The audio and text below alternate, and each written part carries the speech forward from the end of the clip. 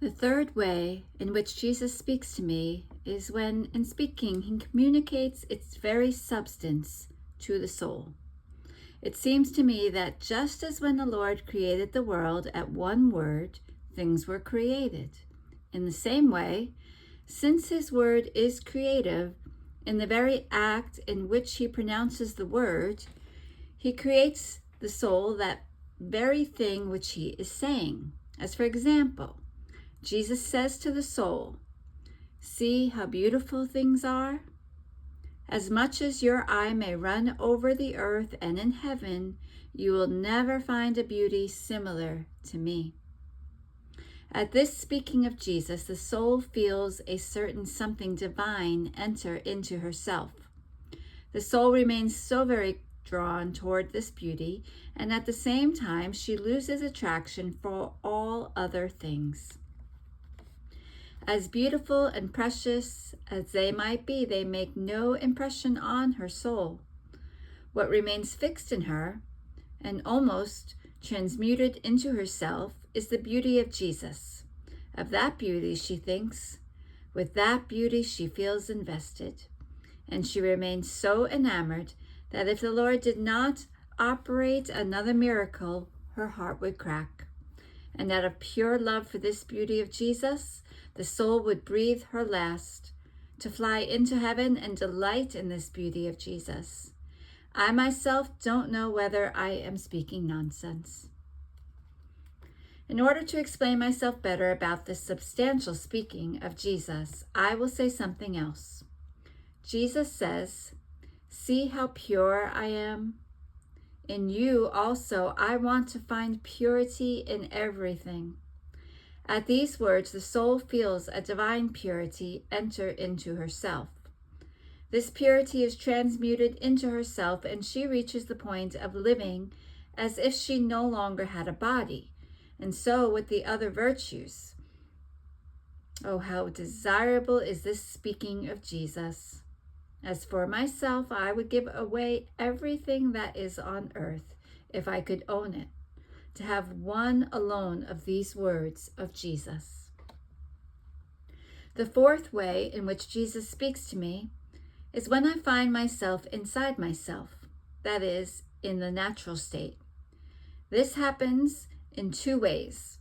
The first is when, while being inside myself, recollected in the interior of my heart, without articulation of voice or sound to the ear of the body, Jesus speaks interiorly. The second is just like we do it, and sometimes this happens even when I am distracted or I am speaking with other people.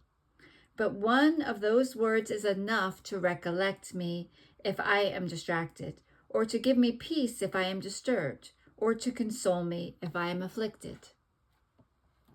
I will continue from where I left, saying, and this is how he did it.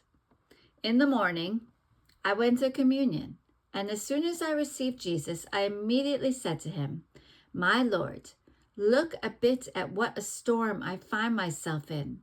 I should thank you, for you gave light to the confessor in giving me the obedience to suffer. But instead, my nature is so very affected that I myself remain confounded in seeing that I am so bad. However, all this is nothing. You who want the sacrifice will also give me the strength. But the strongest reason in me is that of having to remain for so long without being able to receive you in the sacrament. Who would be able to endure without you? Who will give me the strength? Where shall I find a refreshment in my afflictions?" And while saying this, I felt such pains in my heart because of this separation from Jesus in the sacrament that I cried my heart out. Then the Lord, compassionating my weakness, told me, "Do not fear. I myself will sustain your weakness. You do not know what graces I have prepared for you. This is why you fear so much. Am I not omnipotent? Will I not be able to make up for the privation of being able to receive me in the sacrament? Therefore, resign yourself. Place yourself as though dead in my arms. Offer yourself as voluntary victim to repair for the offenses against me, for sinners, and to spare men the deserved scourges. And as pledge, I give you my word that I will not leave you even one day without coming to see you. Up until now, you have come to me. From now on, I will come to you. Aren't you happy?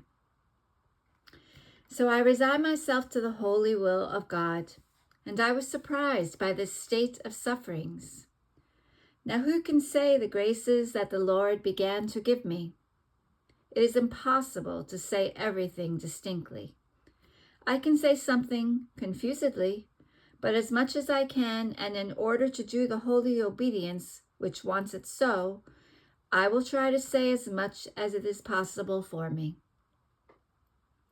I remember, from the very beginning of my being in bed continuously, my lover Jesus would make himself seen very often, which he had not done in the past. From the very beginning, he told me that he wanted me to take on a new method of life in order to dispose myself to that mystical marriage which he had promised me. He would say to me, "Beloved of my heart, I have put you in this state so that I might come more freely to converse with you. See, I have freed you of all external occupations, so that not only your soul but also your body might be at my disposal, and so that you might remain in continuous holocaust before me. See, had I not drawn you into this bed, since you would have to carry out your family duties and submit yourself to other sacrifices, I could not come so often and let you share in the offenses as I receive them. At most, I would have to wait for when you have fulfilled your duties. But now, no, we are free. There is no one left who may bother us and interrupt our conversation. From now on, my afflictions will be yours, and yours mine. My sufferings yours, and yours mine. We will unite all things together, and you will take interest in my things as if they were your own. And so I will do with yours. Between the two of us there will no longer be this is mine and this is yours, but everything will be in common on both sides. Do you know how I acted with you? Like a king when he wants to speak with his queen and spouse, and she is with other ladies on other affairs. What does the king do? He takes her and brings her inside his room. They close the door so that no one may go and interrupt their conversation and hear their secrets. And so, once they are alone, they communicate their consolations and their afflictions to each other. Now, if someone imprudent went to knock, shouting from behind the door, and did not leave them alone to enjoy their conversation, would the king not take offense? So have I done for you. In the same way, I would be displeased if anyone wanted to take you away from the state. He continued telling me, "From you I want perfect conformity to my will, in such a way that your will may be undone within mine, an absolute detachment from everything.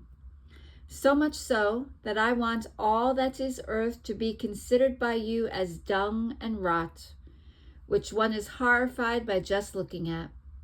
And this because even if one had no attachment to earthly things, just by having them around and looking at them, they cast a shadow over the celestial things and prevent the fulfillment of that mystical marriage which I promised you. Even more, I want that just as I was poor, you also imitate me in poverty. You must consider yourself in this bed as a poor little one. The poor are content with whatever they have, and they first thank me, and then their benefactors. The same for you. Go along with whatever is given to you without asking for this or that, which might be a hindrance to your mind. But with holy indifference, without thinking of whether it might do good or bad, comply with the will of others. This cost me very much at the beginning, especially because of the obedience that the confessor would give me. I don't know why. He wanted me to take quinine, and I was given the obedience that as many times as I would throw up, so many times was I to take food again. Now, quinine would whet my appetite, and sometimes I would feel quite a bit of hunger.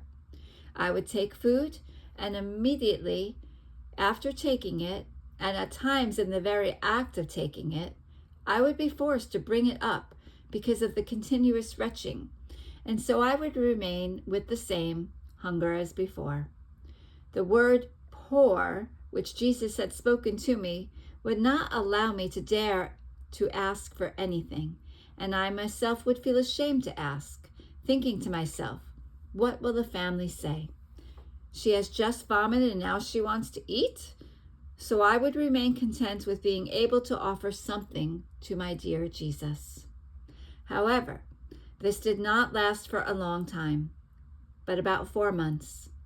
One day, the Lord told me, repeat to him the request for the obedience not to take quinine and not to take food so many times, for I will give him light. So the confessor came and I told him, and he said to me, so as not to show uniqueness from now on, I want you to take food only once a day. And he also suspended the quinine. So I remained more quiet, and the hunger went away, but the vomiting did not cease. That one time in which I would take food, I was forced to bring it up. Sometimes the Lord told me to ask for the obedience not to eat, but the confessor never gave me the obedience. He would say to me, it doesn't matter if you throw it up. It is another mortification.